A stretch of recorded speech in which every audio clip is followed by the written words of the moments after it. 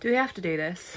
Don't tell me it's not worth fighting for. Why? I can't help it. There's nothing I want more. Fine. Search your heart. Search your soul. All right. Hello and welcome to episode 25 of Full Movie Podcast, the show where we talk about those long forgotten classics that deserve a rewatch. I'm Freya. I'm Matt. Matt's tickled himself with that intro, so you'll have to excuse him whilst he composes himself. Ah, God bless the mighty Canadian that is Bryan Adams. Indeed. How are you? I'm groovy. It's getting a little bit colder now. We're in August and it's cold. I know, well, such is English weather. I've had to wear trousers, not shorts. That's the first time since, March I've done that. I know, hardly recognise you. Got my legs away, ain't I? I know, it's weird. How are you? I'm very well, thank you. Very well indeed. What you been up to? What you been watching? I've been watching Bob's Burgers again. Much to your disappointment. Yes, that's like the fifth time. No, it's not. It's the second time. Okay. Leave me alone. How about you? What have you been watching? With the sad passing of Chadwick Boseman yesterday. Of course. What a shock. I've been rewatching Avengers films and Marvel films, which is a very, very sad loss for such a young and talented actor. It really is, but he really did do a lot in his short time. He did, yeah. And especially as he wasn't kind of really, really famous for that long. It was quite late on that he kind of became really well known. But it's such a sad loss. Really, really, really tragic. Yeah, it is. So now that we've mentioned that, what do you want to talk about now? Well, why don't we get right into it? Okay, let's get into it. What film are we doing? You tell me. God, I have to do everything here. Yeah, you do. Right, today we will be discussing the 1991, I think. Yeah, yep. 1991 monster smash hit and Kevin Costner Filmageddon. I don't know. We're doing Robin Hood, Prince of Thieves. Robin of Locksley returns to England from the Crusades, only to discover the villainous Sheriff of Nottingham is attempting to take the throne. Ooh. This was directed by Kevin Reynolds, who also did Waterworld, meh, and The Count of Monte Cristo, meh. It was written by Penn Densham and John Watson, who also they did a film called Upworld, right? Which is the bloke from Breakfast Club and a gnome. I'm not even kidding. Okay. Brian, Anthony Michael Hall. Oh, yeah. And a gnome.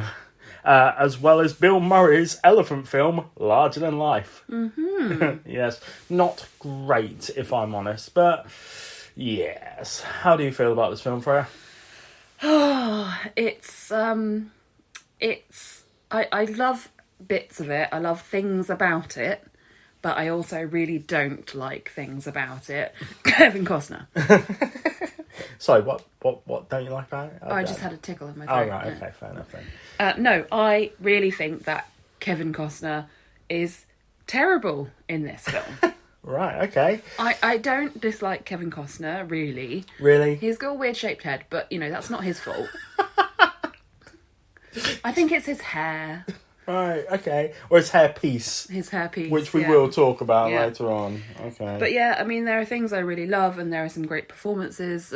Obviously, the late, great Alan Rickman is amazing as the Sheriff of Nottingham. Yes, and I do want to talk about that, because with Alan Rickman, who... so obviously, Die Hard was kind of his breakout hit, should we say. I'm not sure if it was his first film or not. I think it might have been his first actual film. He'd been a stage actor, theatre I think, actor. before that. But then after that, it just propelled him into the Hollywood stratosphere. Yeah, sort of mainstream, yeah. Yeah, and this film was kind of a more family-friendly blockbuster breakthrough for him. I love Alan Rickman in everything. My personal favourite Alan Rickman films, apart from Die Hard, I bloody love Die Hard, of course, is actually Dogma. Yes, he's really great in that. I mean, it's a great film anyway. Yeah. And I think we recently rewatched it. Yeah. And I was a bit worried that it wouldn't be as good as I remembered it being, but it definitely was. I love Kevin Smith films. I love Dogma. Yeah, it's great. But no, actually, this is my favourite role of his. Really? Yeah, he's just so naughty. I think it's Hans Gruber and Die Hard. You know? Yeah. But then I've also got to mention Truly, Madly, Deeply, where he Okay. plays a ghost. Ah. And it's a sweet film. It's a lovely, sweet film. Oh, yeah. I'll But have yes, to watch it. Alan Rickman, awesome. Yeah. So you love Alan Rickman. Tell me something else that you dislike about this film.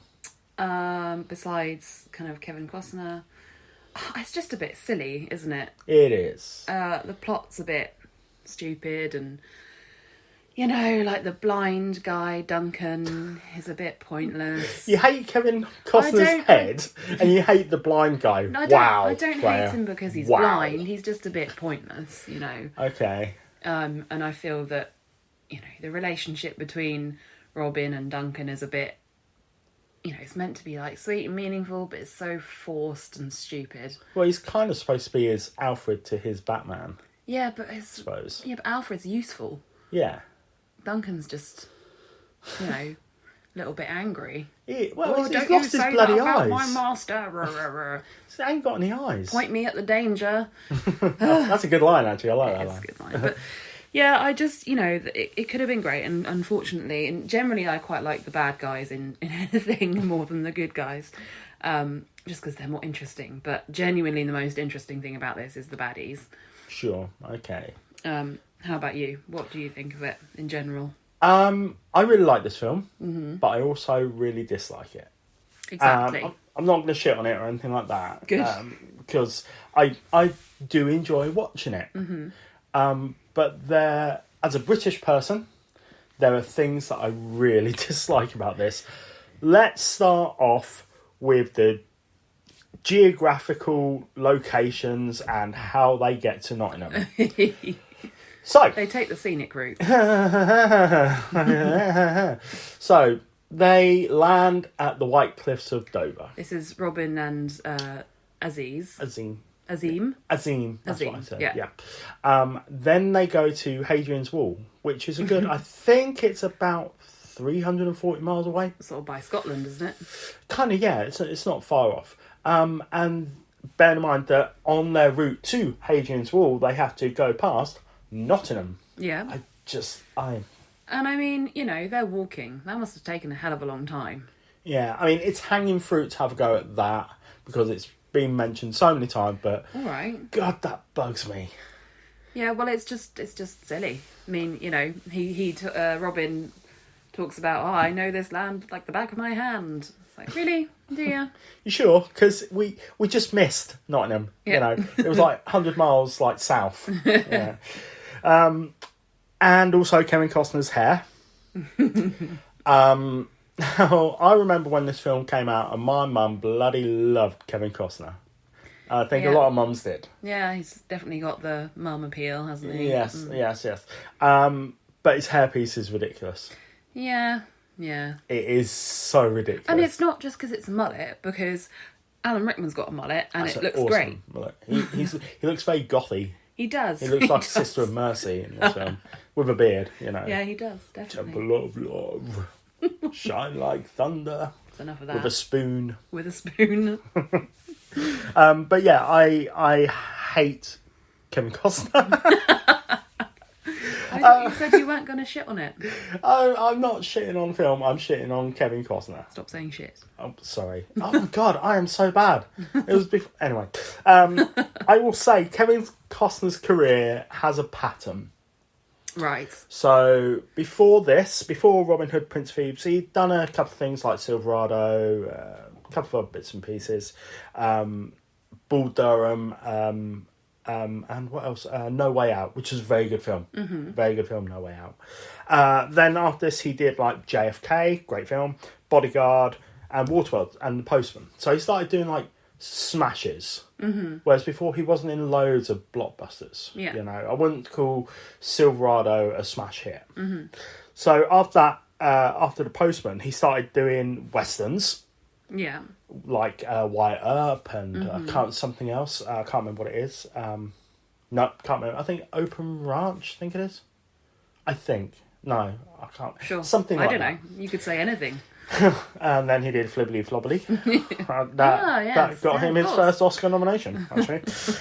Then he started doing rom-coms with Jennifer Aniston as the love interest. Yeah, Yes. that doesn't really scan, no. No. Then he went back to doing westerns, where he did a couple of them. He did Flibbly Flobbly Part 2. And then he started doing action films. Like 3 Days to Die or 3 Days Left Till You Die or something Sure, like yeah. that. And then he was in like the geezer, the Jack Ryan, Shadow Agent, I think it's called, which was like, that's kind of rubbish. And then he played a Kent. A what?